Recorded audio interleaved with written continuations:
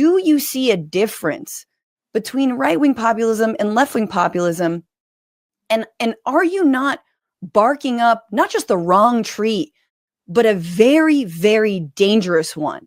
Cenk Uygur was a guest on Francesca Fiorentini's show, The Bitchuation Room, to talk about these major differences that Cenk Uygur, Ana Kasparian, and the Young Turks are having with other progressive channels and other progressives in the United States. It was a 2-hour-long discussion, debate. Go to the Bitchuation Room and watch the whole thing. But I wanted to focus on this one section here where they talk about the difference between the populist left and the populist right and what Cenk Uygur views as those differences.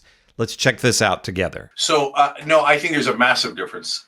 And so first, let me just really quickly address what you said about the Chinese.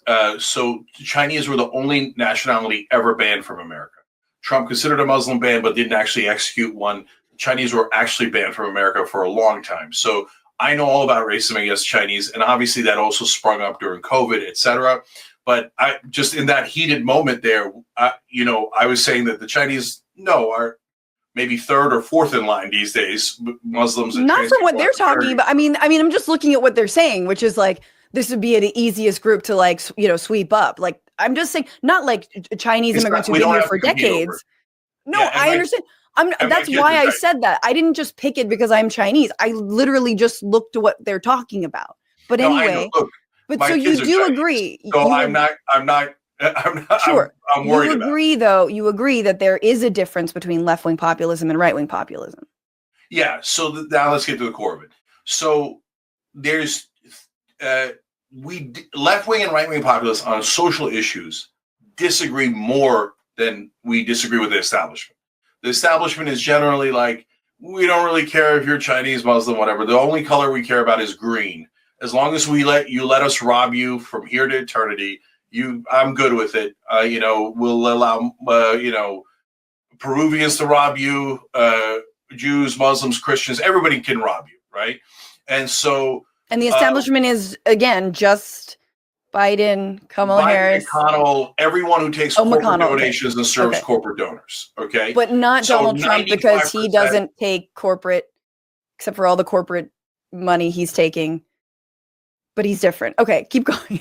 Okay. Wait, I'm just trying to understand who the establishment is and isn't. Corporate back money. I mean, how many times can I call him a fake populist before you believe me? Okay, so the establishment is better on social and cultural issues than the populist right is. So that's why, this is not, you can't make blanket things like, in my opinion, never talk to them. They're all racist, etc. I never said that. I never said not to talk to them. I never said that. Hold on. Or they're all lovely and they've all turned and they're all amazing and are going to agree with us. No, of course not, right? So, but on economic issues, we agree a lot more, way more. And that's super important. And so, and you know what it is, Franny. They're using the culture wars, in my opinion, to create a wedge between us. That's why they're called wedge issues, to get us to hate one another instead of realizing that the problem isn't to our left or right. It's up. Look up. The problem is up, right? And so but right-wing populists on that nativist strand that they have, which is real, yes, it's scary and it's super wrong-headed. And it does put us in the line of fire. So when Steve Bannon, he says both of those things. He says tax the rich, increase tax on corporations. And then he says my favorite book is Camp of the Saints, where the hero murders all the immigrants that are coming into France, right? Yeah. So virulently anti-immigrant, right? And so I don't want to empower the Steve Bannons of the world and the Ann Coulters of the world to do their crazy stuff, right? That is anti-immigrant, anti-my family, anti-me, anti all the people we care about, the American people, the left, everyone, right? But we get to fight them on that, Franny. We don't have to say blanket Steve Bannon is great, Charlie Kirk's great. No, and I've been so clear about this. So you think you've been fighting? You think you've been fighting them? Oh, on the issues we disagree on, hell yeah. And so I got into a fight in trigonometry over in that show over trans girls in high school sports.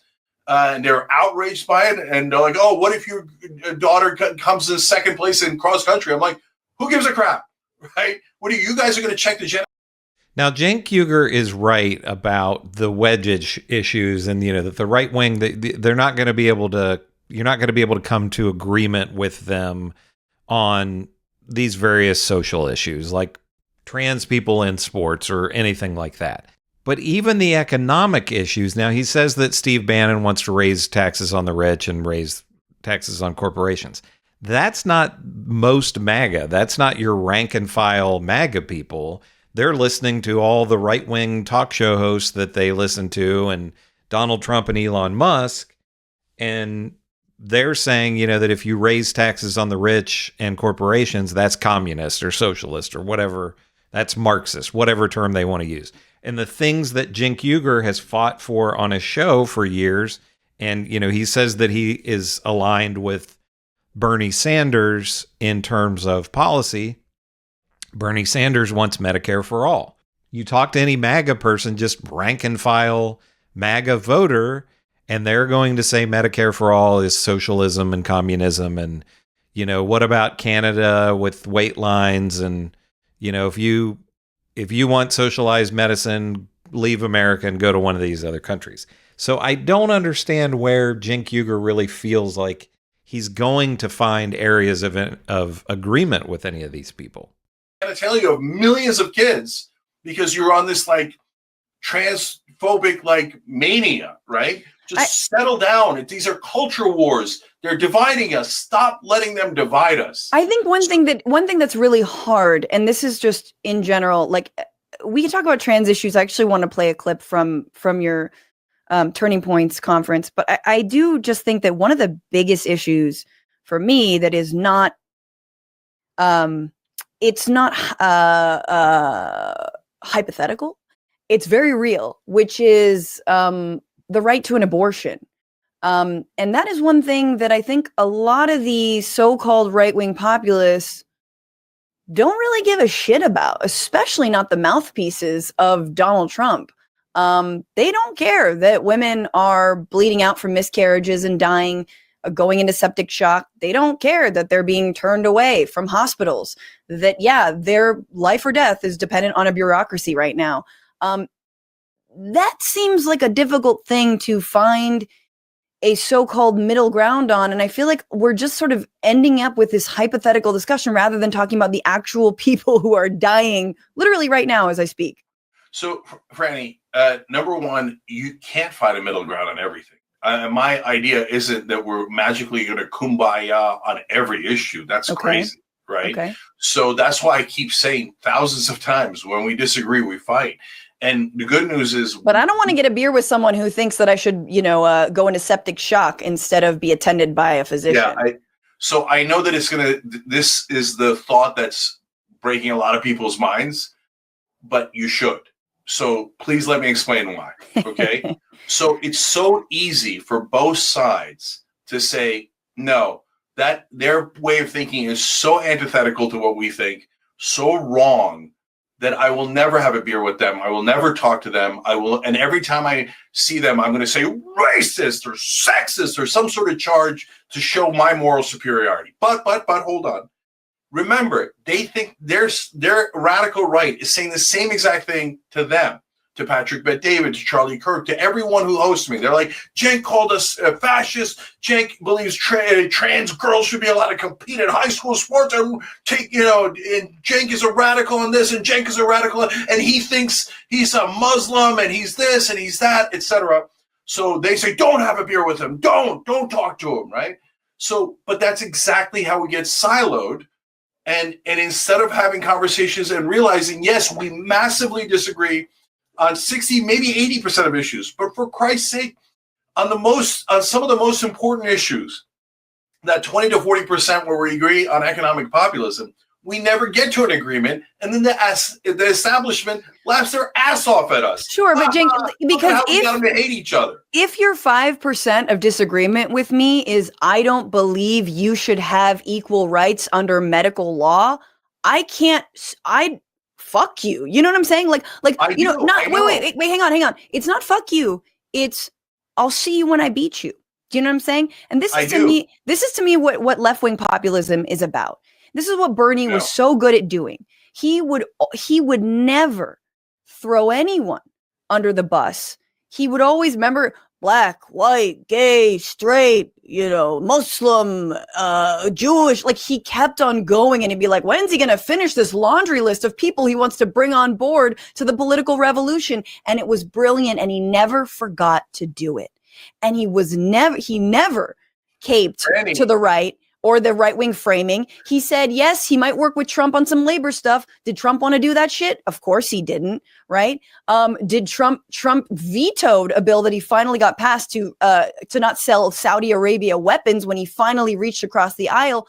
Everything you're talking about, it's all fine, but we're like little insects bumping up in a fucking diorama, because at the top is goddamn Trump. And if you don't kiss that ring, then you're absolutely nothing. And so to me, I'm like, I will beat the right, but I will win back these voters, but I will win them back with ideas, with plans, with real policy. And yes, of course, with making our movements and the left welcoming and absolutely doing all of the things that, to be honest, the right doesn't do, because you are absolutely off your shit if you think that the right and left are equally hateful. And that's what I'm hearing from you. So I think that Francesca is exactly right with what she's saying. How could a woman who would maybe have to have an abortion to keep from dying sit down and have a beer and a conversation with somebody who says she's a murderer? And again, these areas of agreement, economic agreement that Cenk is talking about, I don't know what they are.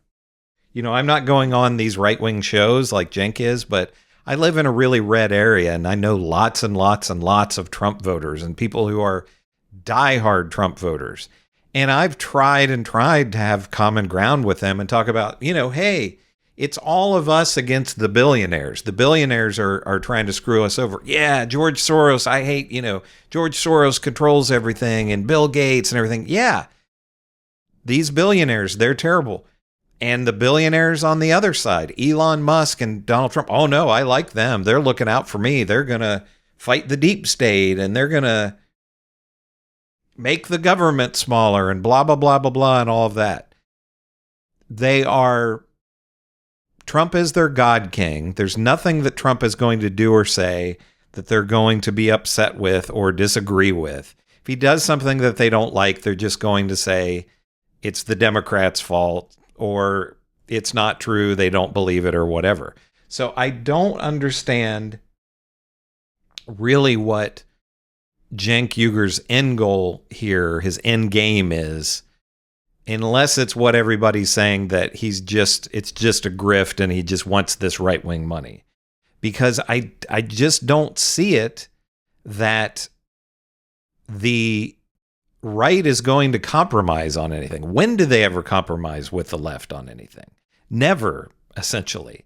And I really think that they're viewing Cenk Uygur as a useful idiot because, of course, they're going to agree when he says that Nancy Pelosi is bad and Joe Biden is bad and all these other Democratic figures. I don't think they're great either.